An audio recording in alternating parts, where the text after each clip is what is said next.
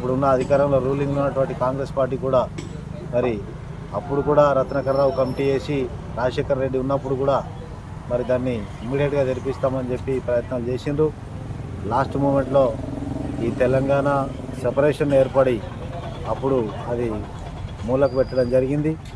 వాస్తవంగా అప్పటి నుంచి మరి ఏమన్నా ఉమ్మడి రాష్ట్రంగా ఆంధ్ర రాష్ట్రంగా ఉన్నప్పుడు జరిగిన పరిస్థితి అది. లాస్ట్ మూమెంట్లో కిరణ్ కుమార్ రెడ్డి ఫైల్ మీద సంతకం చేసినప్పటికి కూడా మరి దాన్ని ఇంప్లిమెంట్ చేయాలనేటువంటి పరిస్థితి కోర్టు ద్వారా దాన్ని ఆపించి మరి యాజమాన్యం మరి కోర్టులను ప్రజల్ని అధికారులను అందరినీ తప్పుదోవ పట్టించి వాళ్ళ స్వలాభాల కోసం మరి ఇంతమందితో ఆటాడుకుంటున్నారు. దయచేసి ఇప్పటికైనా కళ్ళు తెరిపించి మీరందరూ కళ్ళు తెరిచి ఈ ఫ్యాక్టరీని తక్షణమే తెరిపించి ఇక్కడి రైతాంగాన్ని కార్మికులను అందరికీ కూడా ఉపాధి అవకాశాలు పెంచి ఆదుకోవాలని విజ్ఞప్తి చేస్తూ